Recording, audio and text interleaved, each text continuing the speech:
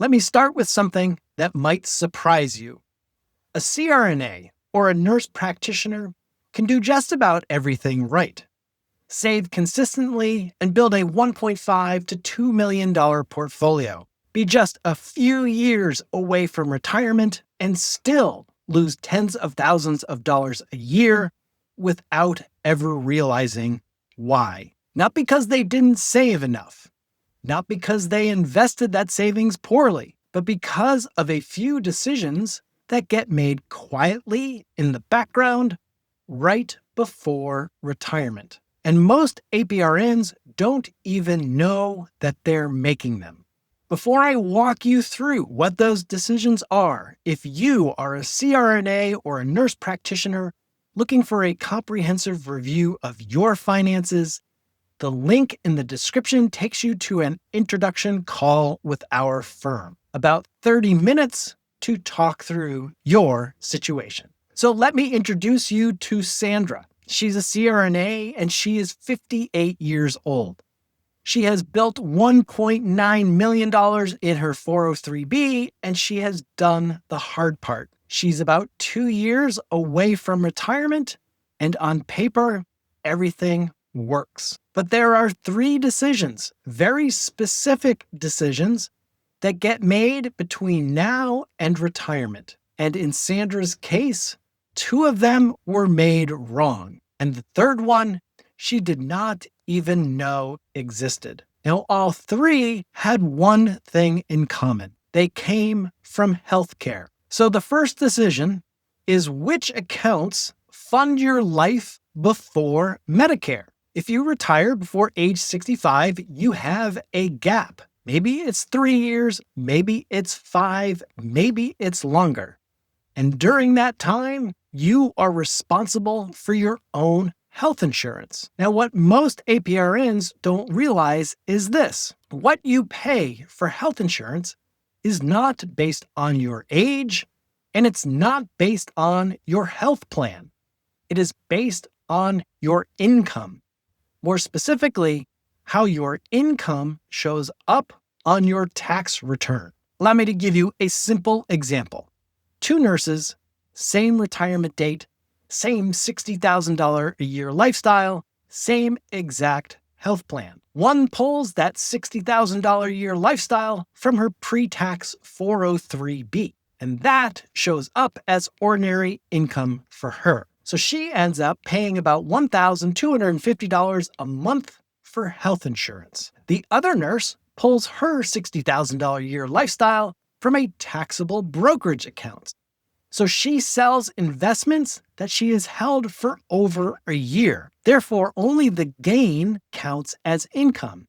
And in her case, that's about $10,000. Her health insurance premium, about $175 a month. So same plan, same coverage, but over $12,000 a year difference in premium. So here's what's happening behind the scenes. The Affordable Care Act, what most people call the ACA marketplace. This determines your health insurance subsidy based on your income.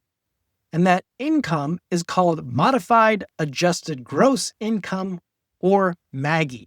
But you don't need to remember the term. Here's what really matters. Higher reported income equals higher premiums. Lower reported income equals lower premiums. And then there is a line that you really need to be aware of. Because if you cross this line even slightly, your subsidies don't gradually phase out, they disappear completely. In 2026, for example, that line is around $84,600 for a couple. This is about 400% of the federal poverty level.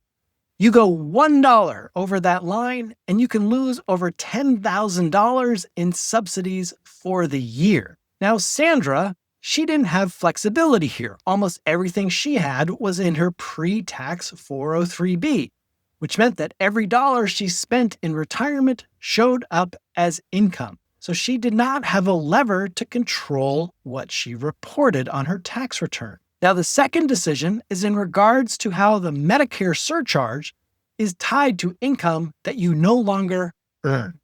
So let's fast forward to age 65.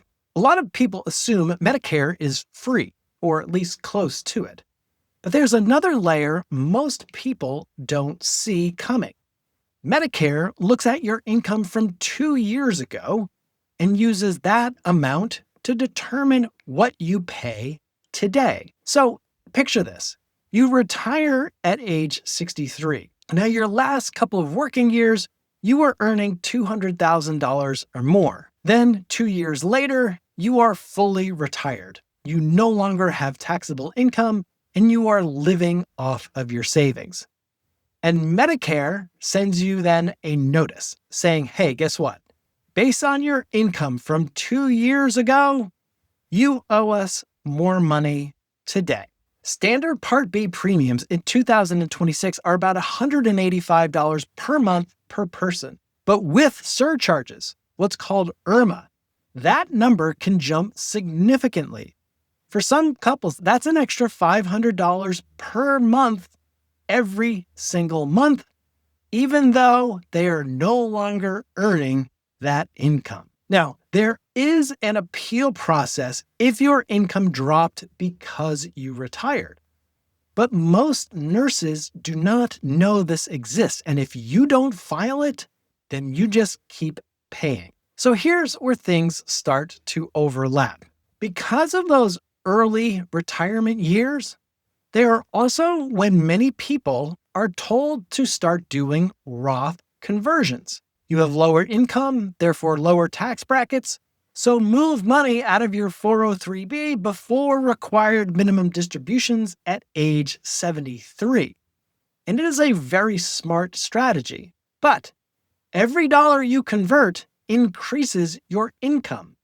And that same income determines what you pay for health insurance right now and what Medicare may charge you later. So if you are not careful, here's where you can end up. You can increase your income to do the quote-unquote right tax strategy, but in the process of that, you lose your ACA subsidies today, costing you thousands more in insurance premiums, and you still create higher Medicare costs later. Back to Sandra, she was converting about $40,000 a year into Roth. Again, she thought she was doing exactly what she should, but what she hadn't modeled was how that number interacted with her health insurance costs. And in her final working year as a CRNA, over $200,000 in income. This was going to follow her into Medicare, whether she planned for it or not. And lastly, the third decision, the charge that shows up in the exit paperwork. This is the one that tends to blindside people. So if you're a hospital-employed CRNA or nurse practitioner, there is a good chance that your malpractice coverage is claims made, which means you are only covered while the policy is active. But malpractice insurance claims do not happen instantly. On average, they take 18 to 24 months from an incident to a lawsuit. So, in theory, you can retire in June and then get sued the following year. And without the right coverage, there is no protection, no legal defense, just personal liability. And that is where tail coverage comes in. It extends your protection after you leave employment. Now, the cost, it's typically 2 to 3.5 times your annual premium while employed. So a CRNA paying $8,000 a year may owe $16,000 to $28,000 when they retire. And here's the part most APRNs do not realize. That cost is often negotiable, but only before you give your notice. Before you give your termination notice, it is a retention conversation. After you give your termination notice, it's just a request. Most nurses don't ask because they don't even know it exists. So these aren't investment mistakes. They're not about picking the wrong mutual fund in your retirement account. They are decisions that get made quietly by default. Number one, which accounts you pull from. Number two, how your income shows up on your tax return. And number three, whether you address tail coverage early enough. And when they are not planned for, healthcare becomes the most expensive and frankly the most disruptive part of retirement. Again, not because you didn't have enough money, but because the decisions got made without a plan. Healthcare, my friends, does not have to derail a nurse's retirement. The nurses who retire cleanly, the ones who pay $175 a month instead of $1,250 a month, and don't receive IRMAA notices and don't get ambushed by tail coverage, they are not luckier. They ran through these 3 specific checkpoints before they retired. I call it the healthcare retirement clearance.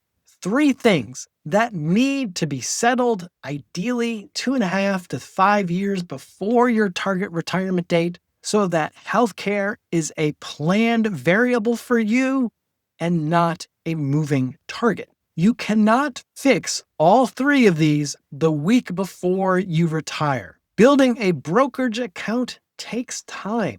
Modeling Roth conversions against the subsidy threshold requires a plan. And the tail coverage conversation has to happen all at the right moment. All of this requires lead time. Back to Sandra. She still had time, not 5 years, but she had 2, and that was enough. So she stopped putting money above the employer match into her 403(b) and instead directed it into a taxable brokerage account. And over 2 years, she built about $140,000 in that account.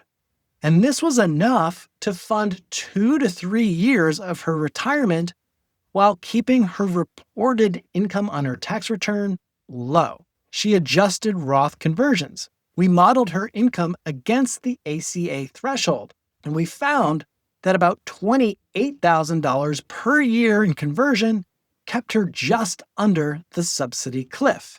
And she addressed tail coverage early, before giving her notice. Now, her employer fortunately covered half of the amount, so she paid $10,500 instead of $21,000 and had time to plan for it. She retired at age 60. Her first year of health insurance on the ACA marketplace, she paid $320 a month on a silver plan with full subsidies. She filed a Medicare life change appeal when she turned 65, and her IRMAA surcharges were waived. So she didn't need to find more money. She needed to make 3 decisions on purpose. So if you are within 5 years of retirement, these decisions are already in motion, whether you have planned for them or not. The account you draw from determines what you pay for health insurance. Medicare looks at income from 2 years ago, not what you are earning today. And if you carry claims-made coverage, tail coverage is a real retirement expense. Again, these are not decisions you fix a few months before retiring. They take time. But when they are planned correctly, everything for you changes. If you want clarity on how these decisions apply to your situation, that is a conversation worth having before they get made for you. Let's make sure they're made intentionally.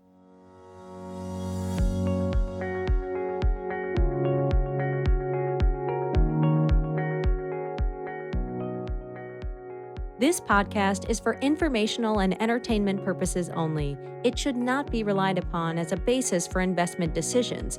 This podcast does not engage in rendering legal, financial, or other professional services.